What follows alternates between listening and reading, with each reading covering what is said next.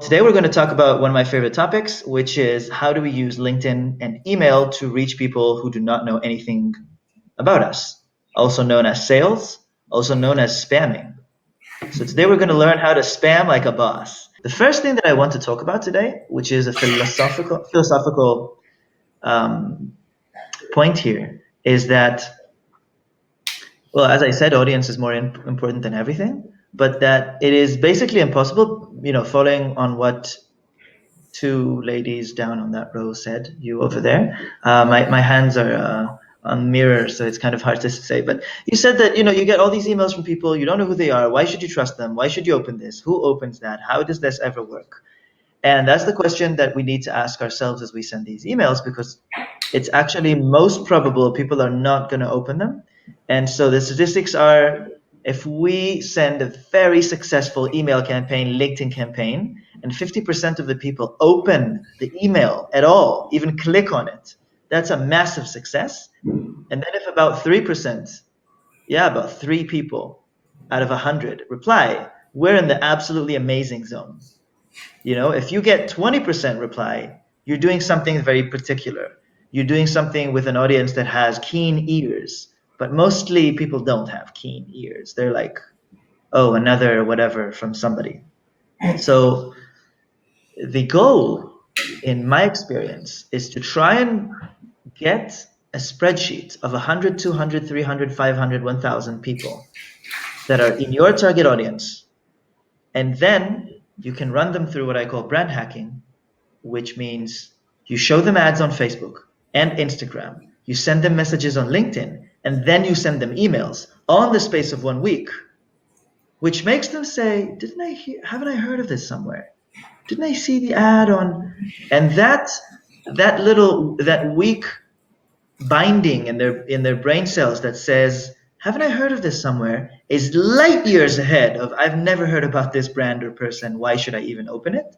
Because that is where authority comes from in the 21st century. It comes from recognition. It always has, but in the past, authority was more blunt. If this brand is big and it has billboards, I trust it because it's a big, trustworthy company. We don't really feel that way towards anything. Everything feels like it's trying to sell something to us these days. So the only thing left is simply to be recognized. That's the highest level a starting brand can get to. Having said that, today's agenda, generally speaking, is we're going to talk about LinkedIn, we're going to talk about email, each one of those as a distribution channel. For those of you who are in the jargon, like you said earlier, so distribution channel meaning a way for us to contact people. So LinkedIn as distribution channel, email, the different hacks and little things that we can do to make that work. And then I'm going to piece that all together into this kind of brand hacking, Facebook, Instagram, LinkedIn, email, big one campaign. And then the entire second half of this jolt is just how to write an email that people want to engage with. Email / LinkedIn, it's the same thing. And so here we go. First things first, LinkedIn. So LinkedIn is the biggest, largest business network in the world. I guess it doesn't really have any competition of that size, but if you would have to look for other business networks that are very big, meetup.com comes to mind, or some people are whispering that in the future WeWork is going to have some kind of network where all of its members are online. So maybe one of those companies someday will have the reach and richness that LinkedIn has, but today it's really lonely at the top. It was founded in 2004 by Reid Hoffman, who simply wanted to rid himself of the embarrassment of having to come up to people in conferences and ask them who they are and what they do. If he could only research the people going to the conference in some online way, he would know who he needs to go to and network with. So he said, I'll do this thing. He never imagined it would be the top recruiting tool worldwide, and he never imagined it would be such a huge business sales resource. And if I have to say, from my experience, what the number one superpower of LinkedIn is, it would not be messaging people, because people very rarely reply to cold messages on LinkedIn. The number one superpower of LinkedIn is its search.